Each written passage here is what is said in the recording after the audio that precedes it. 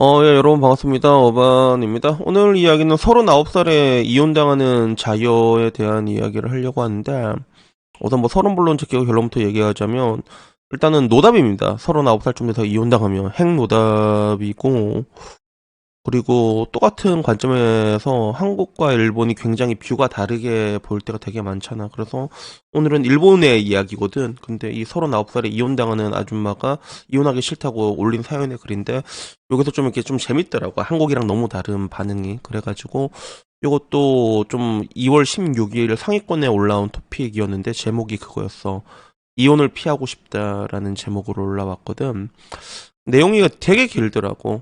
되게 길어가지고 요거를 좀 간략하게 설명을 해주자면, 일단은 보면 알겠지만 비추를 엄청 많이 먹었거든. 비추를 먹은 이유도 되게 웃기더라. 그래서 내용이 뭐였냐면, 해석을 해보니까 이거야. 자기는 39살의 파트주부, 여자가 39살의 파트주부고 남자는 32살 회사원이야.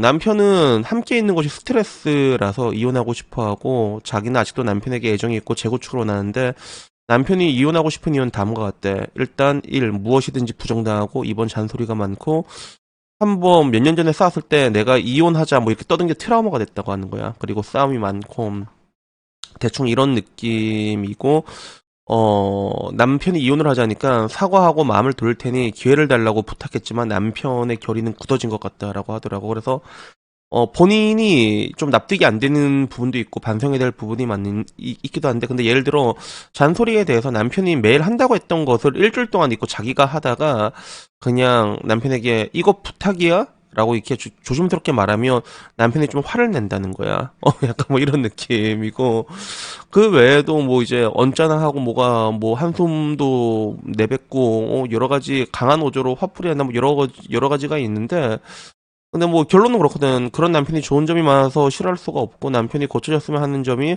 한편으로는 저에게도 개선될 점이라고 반성을 하고 있다라고 얘기하는 거야.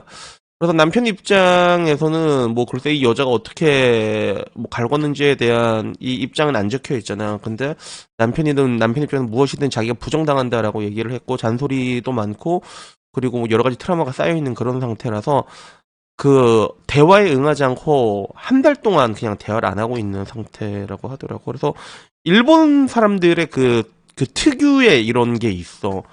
이런 식으로 몇 년 동안 이야기 안 하는 것도 있거든, 진짜. 그래갖고 한번 싸내려면 진짜 확 식어버린 그런 게 있어가지고, 요거를 이제 어떻게 해야 될까? 일단은 자기는 좀 이게 남편이 불합리하게 태도를 취하더라도 가능한 밝게 대하고 책망하지 않도록 하고 있고, 집안일은 지금처럼 확실히 해내고 있고, 이혼만은 피하고 싶다. 예전처럼 웃으면서 생활할 수 있게 되고 싶다. 힘을 빌려달라 이렇게 얘기를 했는데, 근데 이게 내용이 한국이었으면 뭐 어땠을진 모르겠지만, 이 첫 댓글이 이거였어.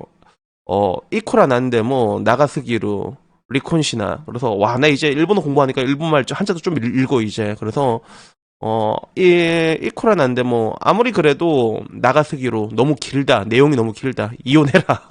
이게 첫 번째 댓글이었고, 두 번째도 나가이 길다. 그냥 이혼해라. 이런 내용이었고, 여자 없냐. 이게 세 번째 댓글이었고, 네 번째는 남편의 기분이 돌아오지 않는 것 같아라고 했는데, 근데 한국이랑 좀 굉장히 특이한 반응들이 좀 많아서 한국이랑 좀 상상하기 힘든 거. 그 중에 하나가 그거였어. 나이 차이의 토픽이 많지 않냐. 여자가 7살이 많았으니까. 그래서, 그리고 최근 야후 뉴스에서도 자주 그런 기사를 보는데 이거 유행이냐. 그러면서 웃는 거야. 그래서 여자를 오히려 공구고 있는 그런 분위기더라고. 그래서 여자가 없냐. 남자가 이혼을 말할 때는 대체로 여자가 있다라고 얘기하는데, 글쎄요, 저는 이거는 동의하기가 힘들어요. 남자가 이혼을 할 때 여자가 있다라고 하는 거, 뭐 그런 경우도 있겠는데, 근데 통상적으로 상대방이 뭐 어떻게 상대가 있어서 이혼을 강력하게 요구하는 건 여자에 가까워, 보통 여자가 그래. 남자는 보통 이렇게 놀다가 돌아옵니다. 그래서 이런 얘기도 있었고, 엄청난 미인이 될 수밖에 없는 거 아니냐. 네가 7살이 많으니까 이런 내용도 많았지. 그래서 길어서 전부 읽지 않았지만 남편이 갑자기 이별을 이렇게 잘라내면 좋아하는 여자가 생겼을 가능성도 있는 거 아니냐.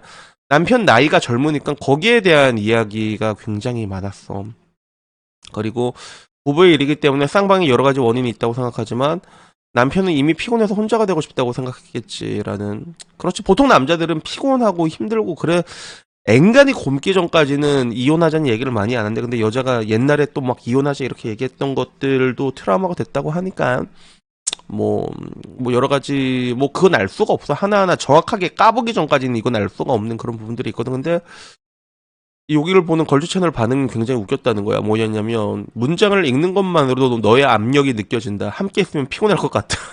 여자를 본 거더라고. 그리고 32세면 남자가 젊은 거 아니냐. 나이에 대한 얘기도 굉장히 많았어. 또 나이 차 때문인가?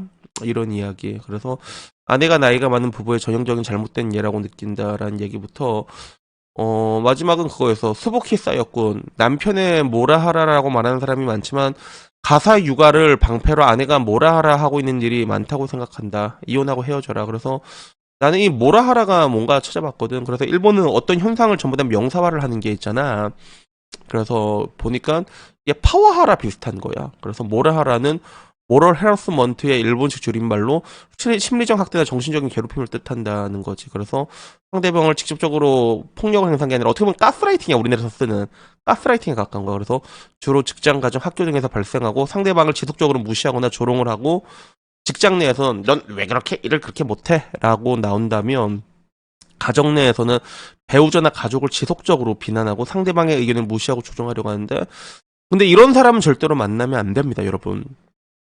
상대방을 비난을 하거나 존중을 해주지 않잖아. 그러면 만날 필요가 없는 거야. 이거는 헤어진 게 맞는데, 근데 문제는 이 뭐라 하라가 여자들이 많이 쓰지 않냐? 여자들이 훨씬 많이 써, 사실 이게. 그건 사실이라니까, 진짜. 우리나라는 더 심하죠. 우리나라는 똑박육아잖아요? 이래가지고 쓰는 건데, 그리고 이 상황에 대해서 뚜껑을 깔 수는 없겠지만 여자들 입장에서 아는 거야. 남자가 저렇게 이혼을 하겠다고 말하면 여자가 이혼하겠다 말하는 거랑은 차원이 다른 거야, 이게. 헤어지자라는 얘기도 사실 여자는 되게 쉽게 준내 쉽게 말하잖아. 헤어져! 이러면 나는 옛날에 그 너무 쉽게 헤어지자고 얘기해서 진짜 헤어진 적이 있거든. 그래서 내가 그거를 이해가 안 돼가지고 나중에 시간이 지나서도 다른 사람한테 물어본 적이 있어.